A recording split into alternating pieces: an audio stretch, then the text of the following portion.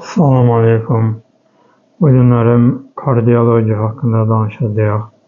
Kardiyoloji hakkında ümumi fikirlərimi bölüşmək istəyirəm. Sahə ümumiyyətlə önemli bir sahədir. İmtahanda da, məsələn, TUS imtahanında bu mövzuda da çox vacib suallar düşür. Mən imtahan ağırlıqlı deyil də daha çox vaqədə ümumi məlumatlara verməyə fikirləşirəm. EKG haqqında ümumi danışacağım. Bu mövzulara da səthi şəkildə toxunacağım. Başlaya bilərik. Kardiyologiyada ümumi olaraq kardiyo, ürək, logos elm deməkdir. Təməl olaraq desək, ürək haqqında elm də deyilə bilər. Bu sahədə əksəriyyətlə ürəyin quruluşu, fiziologiyası və bu sahədə öyrənilən müəyyən xəstəliklərdən danışılır. Kardiyologiyada ürəyin struktur quruluşu, ölçümləri əsas yer almaqdadır. Çünki təməl olaraq bildiyimiz ürəyin quruluşu, ürəyə ümumi olaraq fiziolojik olaraq baxdığımızda 4 kameradan ibarət bir quruluş görürük. 2 qulaqcıq, 2 mədəcik. Qulaqcıqdan mədəciklərə doğru axın vardır, qanın axını vardır və hər qulaqcıqla mədəcik arasında qapaqlar vardır. Sol qulaqcıq ilə sol mədəcik arasında mitral qapaq və yaxud da 2 taylı qapaq da deyilir. Sağ qulaqcıqla sağ mədəcik arasında isə trikospid və yaxud da 3 taylı qapaqlar vardır. Bu qapaqların asılı bağlanması vasitəsilə qanın qulaqcıqdan mədəciklərə axını təmin olunmaqdadır. Ürəyin burğuları isə həmin bu qapaqların qapanma səsidir. Yəni qan qulaqcıqdan mədəciyə axdıqdan sonra o ürək tıp dediyimiz səs, ürəyin vurğu səsi qan qulaqcıqdan mədəciyə keçdikdən sonra əmələ gələn səsdir. Yəni qanın axıb bitdiyi yerdir.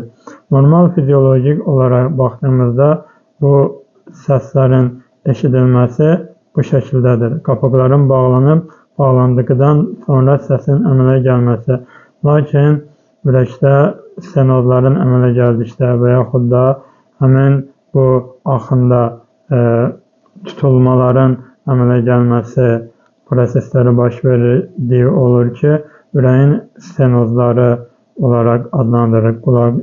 Sol qulaqcıq mədəcik stenozu və yaxud da sağ qulaqcıq mədəcikdə əmələ gələn stenozlardır ki, burada isə qanın geriyə axması prosesləri baş verə bilir. Normalda qan sol qulaqcığa gəldikdən sonra aortaya və aortadan da normal bədəndə dolaşım sisteminə gedib bədənə paylanır.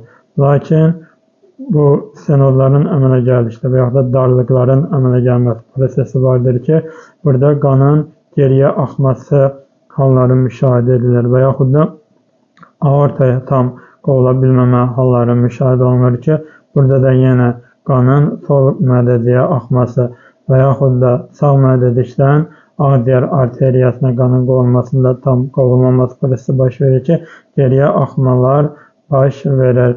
Burada isə ürəyin ikinci vurğuları və yaxud da daha yavaş vurğuları müşahidə edilə bilir. Çünki bu zaman ürəyə yenidən axan qanın yenidən ağciyər arteriyasına və yaxud da aortaya qovulması prosesi baş verir ki, bu da əlavə vurğuların əmələ gəlməsinə gətirib çıxartmaqdadır. Ürəkdə quruluşunu ölçməkdə EKG və EKG üsulları vardır ki, bunlar haqqında məlumat vermək istəyirəm. EKG-dən danışanda ürəyin elektrik aktivliyinin ölçülməsindən danışırıq deməkdir. Bu zaman ürəyin ritmlərini ölçmək üçün elektrodlar bağlanır. Qola, qılçaya və döş aparmaları 6 ədəd bağlanmaqdadır. Qola, qılçaya bu rənglər simvolikdir, lakin əksəriyyətlə bu şəkildə universal olaraq qəbul edilmiş rənglərdir. Qırmızı, qara, sol əl, sol ayaq, yaşıl, sarı, sağ əl və sağ ayaq olaraq bağlanmaqdadır. Bundan sonra isə aparmalar, 6 ədəd aparma döşə bağlanır ki, ikisi V1, V2 septal, V3 ara kəsməyə, V4 zirvəyə, ürəyin zirvəsinə, əksəriyyətlə də V4 ürək zirvəsinin ölçülməsində istifadə olunur. V5 və 6 isə yan divar lateral olaraq bağlanaraq ürəyin elektrik aktivliyi, elektrik ritmi ölçülməkdədir. Bunların ölçülməsi zamanı əksəriyyətlə ürəkdə ritmin sürətinin necə olduğunu müşahidə edilməkdədir. Məsələn, normal ritim olaraq hamımızın əksəriyyətlə bildiyi ritim 70-80 intervalı normal ritim olaraq götürülməkdədir. Amma ürəkdə bradikardiya və taxikardiya hallarının da müşahidə edildiyi olur ki, bradikardiyada 60 və aşağı olan ritmlərdə ürək ritminin yavaşladığı hal müşahidə edilir. 100 və üzəri halları isə taxikardiya, 140 və hətta üzəri hallar isə paroksimal taxikardiya olaraq qəbul edilməkdədir. Ürək vurulmalarının sayına görə bu xəstəliklərin olduğunu müşahidə edə bilir. EKG-də isə bu dişliklərin arasındakı məsafəyə əsasən RR intervalına baxılır ki, R intervalı yuxarı düz çəkilmiş ütüldə halında görsənən xətt əksəriyyətlə bunların arasındakı məsafəyə baxılır. Bir də məsələn ürəkdə həmin bu dişliklərin EKG çəkilərkən PQRS-də dəyişkənliyi varsa, məsələn ritmin ölçülməsində normalda aradakı məsafələr sabit olur. Əgər dəyişkənlik göstərirsə, ürəkdə aritmiyaların olduğu da müşahidə edilməkdədir. Normalda aradakı məsafənin dedik azlığına, çoxluğuna görə, əgər RR intervalı aradakı məsafə azdırsa, bu zaman taxikardiya halları, əgər aradakı məsafə çoxdursa, bradikardiya halları müşahidə edilir. Bir də EKG-nin çəkilmə sürəti vardır ki, əksəriyyətlə 50 mm/saniyə ilə çəkilir. 25 mm/saniyə ilə çəkildiyi də olur ki, burada EKG-nin çəkilmə sıxlığı yüksək səviyyəli olmaqdadır. Əksəriyyətlə 50 mm/saniyə 10 mV olaraq EKG-lər çəkilməkdədir. Burada bir də idrar xəttinin oxunması vardır ki, ikinci idrar xətt daha çox əksəriyyətlə əsas götürülməkdədir. İkinci liad olaraq da bilinməkdədir. Burada dişliklərin oxunması daha rahat olmaqdadır. Çünki PQRS daha aydın surətdə görünməkdədir. Bir də EKG vardır ki, elektrokardioqrafiyada bildiyimiz kimi.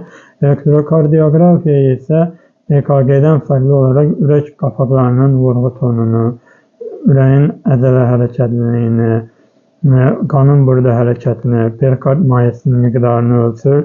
Canlı real time, indi çəkdiyimiz kimi video çəkilə bilir ürəkdə. Yəni, UZI də deyilə bilir buna. Ürəkdə əzələ hərəkətliliyi, iskemiyanın, yəni ürəyin toxmasının oksigenlə tam mənası ilə bərpa olunub olunmaması ki, EKG-də daha çox ürək qapaq prolapsı varmı, yoxmu, vurğular, ürəkdə qapaqların vurulmasında problem varmı, bunlar təyin olunur. EKG-də isə bundan fərqli olaraq bayaq dediyimiz PQRS dişlikləri görünməkdədir.